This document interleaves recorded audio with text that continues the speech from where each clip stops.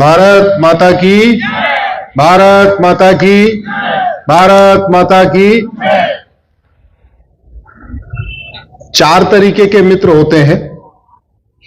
एक होते हैं ताली, जो केवल ताली बजाते हैं। दूसरे होते हैं प्याली, साथ में चाय भी पीते हैं। तीसरे होते हैं थाली, साथ में भोजन भी करते हैं। चौथे होते हैं ख्याली, जो आपका ख्याल रखते हैं। मैं अनिल जी ताली थाली प्याली नहीं, बल्कि मैं आपका ख्याली मित्र हूं और मुझे आपके स्वास्थ्य की चिंता है और आपको पूरे देश के स्वास्थ्य की चिंता है। इसीलिए हम दोनों एक साथ यहां बैठे हुए हैं। बहन ममता जी जिस तरीके से पिछले कई वर्षों से निरंतर देश के लिए दिन रात एक कर रही हैं, अपना घर परिवार छोड़ के, जिस तरीके से आपने अपना सब कुछ घर परिवार व्यापार सब कुछ छोड़ के देश के लिए आगे आप समर्पित होकर काम कर रहे हैं, उसके लिए मेरे पास कोई शब्द नहीं है कि मैं आपकी उसमें प्रशंसा कर सकूं। मेरे वो शब्द है ही नहीं मेरे पास। कुछ ऐसे काम होते हैं जिसके लिए शब्द होता नहीं है, वो केवल व्यक्त नहीं किया जा सकता, केवल एहसास किया जा सकता है। वास्तव में जनसंख्या नियंत्रण कानून न बना के हमारी सरकारों ने संविधान में जो शपथ है उस शपथ को तोड़ा है। शपथ क्या लेते हैं? मैं ईश्वर की शपथ लेता हूं कि मैं विधि द्वारा स्थापित एक संप्रभु भारत बनाऊंगा। संप्रभु भारत को जो सबसे बड़ा खतरा है वो है जनसंख्या विस्फोट से। धर्मांतरण से भी खतरा है, घुसपैठ से भी खतरा है। तीन तरीके के बड़े खतरे हैं, धर्मांतरण, घुसपैठ और जनसंख्या विस्फोट। लेकिन जनसंख्या विस्फोट सबसे बड़ा खतरा है। 9 राज्यों में खत्म हो चुके, 200 जिलों में खत्म हो चुके, 300 तहसीलों में खत्म हो चुके। भारत के बॉर्डर की जो 283 तहसीलें हैं, जो नेपाल को टच करती हैं, हिमालय को टच करती हैं, बांग्लादेश को टच करती हैं या इधर समुद्र को टच करती हैं, उन पूरी 283 तहसीलों की डेमोग्राफी बदल चुकी है। 200 जिलों की डेमोग्राफी बदल चुकी है। इसके बावजूद आश्चर्य की बात है कि सांसद और विधायक नेता इस पे खुल के बोल नहीं रहे। गरीबी की बात करने वाले जनसंख्या नियंत्रण पे मौन है, जबकि गरीबी का मूल कारण जनसंख्या विस्फोट। बेरोजगारी की बात करने वाले जनसंख्या नियंत्रण की बात नहीं कर रहे हैं, जबकि बेरोजगारी का मूल कारण है जनसंख्या विस्फोट। जल जंगल जमीन की समस्या, रोटी कपड़ा मकान की समस्या, गरीबी, भूखमरी, कुपोषण, प्रदूषण, air pollution, water pollution, noise pollution, सारी समस्याओं का रूट का जनसंख्या विस्फोट है। 2% जमीन है, 4% पानी है और 20% जनसंख्या हो चुकी है। आप अनिल जी आज आप 17वें दिन व्रत पे हैं, लेकिन मुझे दुख है कि भारत के 17 सांसद 17 मंत्री अभी तक इस बात पे सार्वजनिक रूप से बयान नहीं दे रहे। या आप अपने लिए नहीं बैठे हुए, आप तो बैठे हुए हैं भारत के सामने जो बहुत बड़ा अजगर बैठा हुआ है, जो लगातार भारत की डेमोग्राफी को बदल रहा है। और डेमोग्राफी बदलने का मतलब केवल डेमोग्राफी नहीं बदलती। डेमोग्राफी बदलने का मतलब यह है, डेमोग्राफी बदलने का मतलब यह है सोच बदलती है। जहां जहां डेमोग्राफी बदली है वहां पूरी तरीके से राष्ट्रांतरण हो रहा है। वहां के तीज त्योहार बदल रहे हैं, वहां की भाषा बदल रही है, वहां की सोच बदल रही है, वहां की जीवन पद्धति बदल रही है, वहां के नियम कानून बदलते जा रहे हैं। और इतना डिटेल आपने पूरा एक आंकड़ा दे दिया है, इसके बावजूद अभी तक उस पर गंभीरता के साथ काम नहीं हुआ।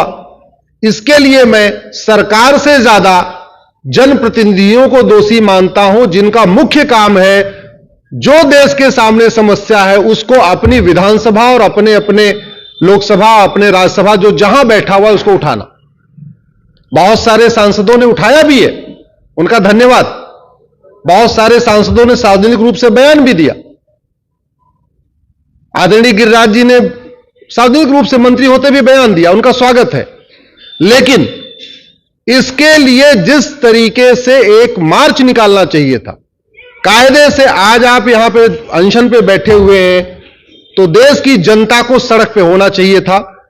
मैं देश की जनता से निवेदन करता हूं, अनिल चौधरी अपने लिए नहीं बैठे हुए। आज 17 दिन हो चुके इनको, 17 दिन से आमरण अनशन कर रहे हैं, अपने लिए नहीं, कुछ नहीं इनको चाहिए। ये इसलिए अनशन कर रहे हैं क्योंकि यूपी की भी डेमोग्राफी बदल गई है, हरियाणा की डेमोग्राफी बदल गई है, पंजाब की डेमोग्राफी बदल रही है, उत्तराखंड की डेमोग्राफी बदल रही है, हिमाचल की डेमोग्राफी बदल रही है, असम बंगाल तो पहले बदल चुकी है, झारखंड तो पहले बदल चुकी है, नागालैंड मणिपुर मिजोरम की डेमोग्राफी तो पहले बदल चुकी है, कश्मीर की पहले बदल चुकी है, लद्दाख की पहले बदल चुकी है, लक्षद्वीप की पहले बदल चुकी है।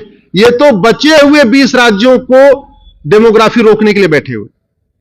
इसलिए सबसे पहले तो मैं सभी देशभक्तों से निवेदन करता हूं, आप दल गुलामी छोड़िए, पार्टियों की गुलामी छोड़िए, नेताओं की गुलामी छोड़िए, आप सार्वजनिक रूप से जनसंख्या नियंत्रण कानून की मांग करिए, सामूहिक रूप से इकट्ठा होकर अपने अपनी बात को सार्वजनिक करिए, फेसबुक पे शेयर करिए, ट्विटर पे शेयर करिए, व्हाट्सएप पे शेयर करिए, लेकिन एक हैशटैग चलाइए कि भारत को कठोर जनसंख्या नियंत्रण कानून की जरूरत है।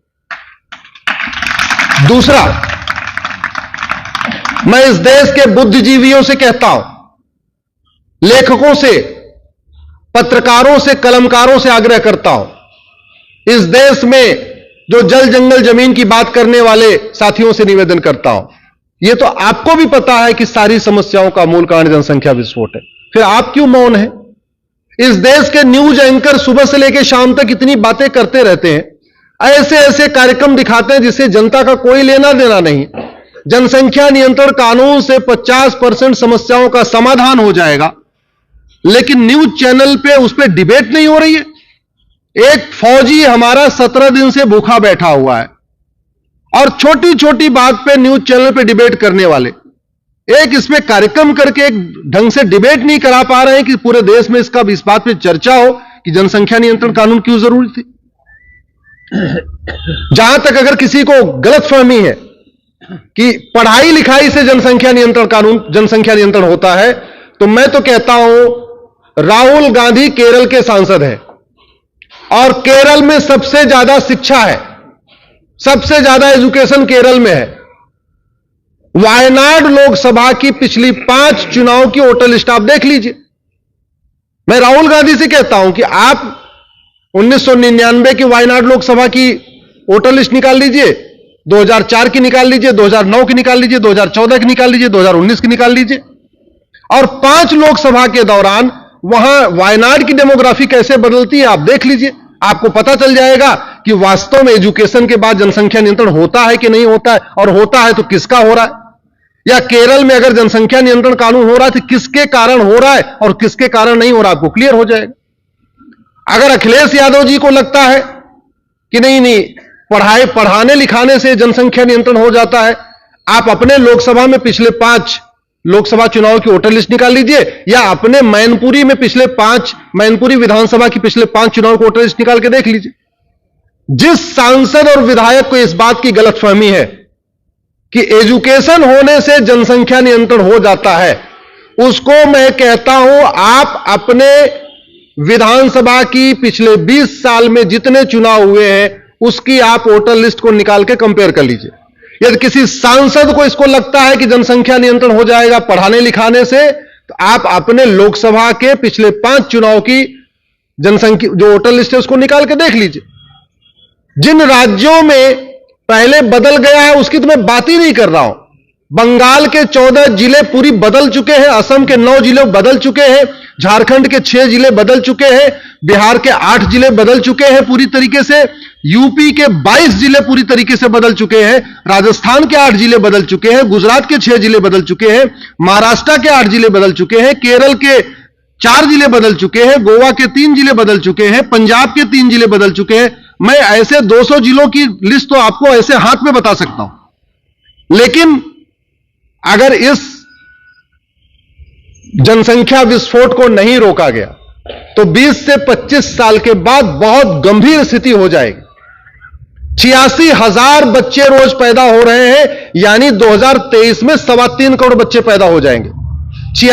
सरकार जब तक 2 करोड़ घर बना के देगी तब तक 10 करोड़ बेघर पैदा हो जाएंगे, और घर बनाने वाला टैक्स देने वाले टैक्स दे के परेशान, मिडिल क्लास टैक्स दे के परेशान, व्यापारी टैक्स दे के परेशान, सरकार घर बना के परेशान, फिर भी घर पूरे नहीं हो रहे।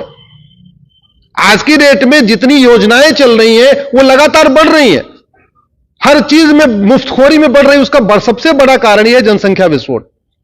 इसलिए मैं सरकार से निवेदन करता हूं, गंभीरता के साथ चिंतन करिए। संविधान में साफ साफ लिखा है राज्य सरकार भी जनसंख्या नियंत्रण कानून बना सकती है, केंद्र भी बना सकता है, लेकिन अब यह समस्या राष्ट्रीय है। जनसंख्या विस्फोट किसी एक राज्य की समस्या नहीं है, यह केरल से कश्मीर, कच्छ से कामरूप, गुजरात से बंगाल, प्रत्येक राज्य की समस्या है। इसलिए इसका समाधान राष्ट्रीय स्तर पर होना चाहिए, संसद में होना चाहिए। दूसरा, केवल लॉलीपॉप देने से जनसंख्या नियंत्रण नहीं होगा कि हम आपको नसबंदी कराने पे 50,000 रुपए दे देंगे।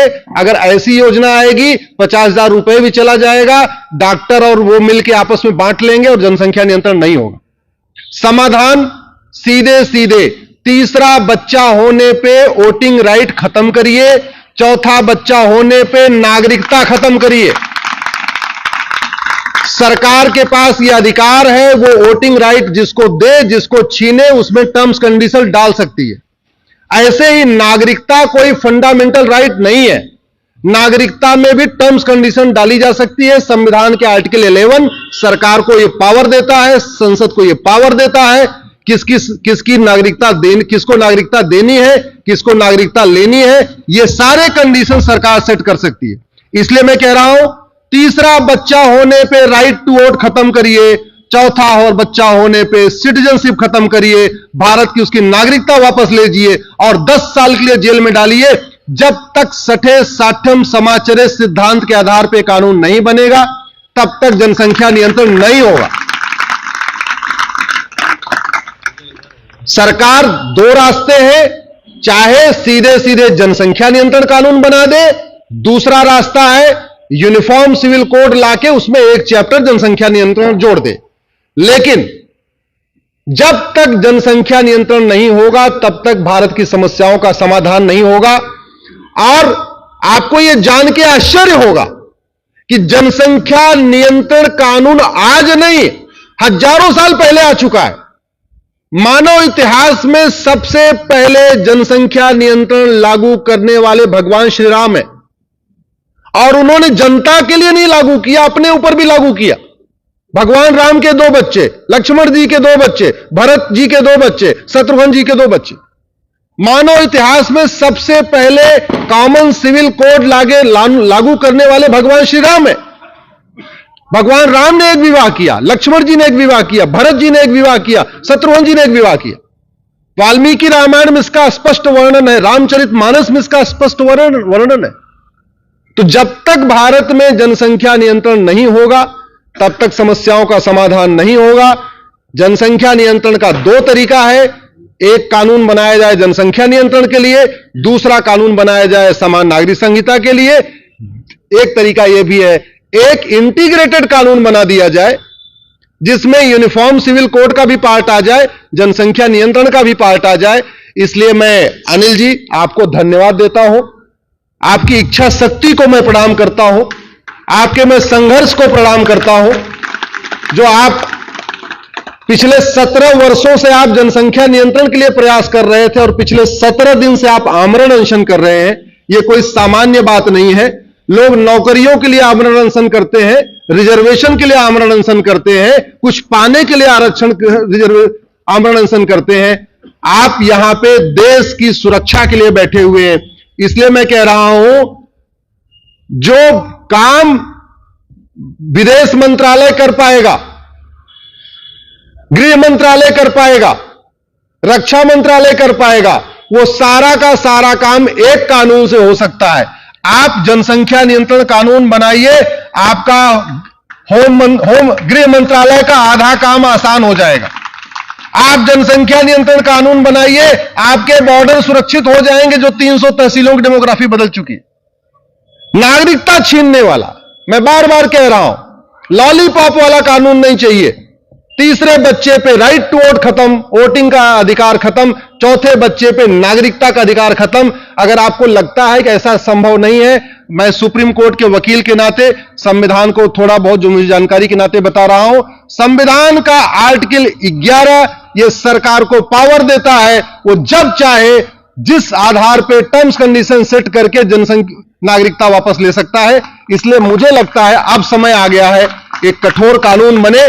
चीन ने कानून बनाया, 60 करोड़ बच्चों को पैदा होने से रोक दिया।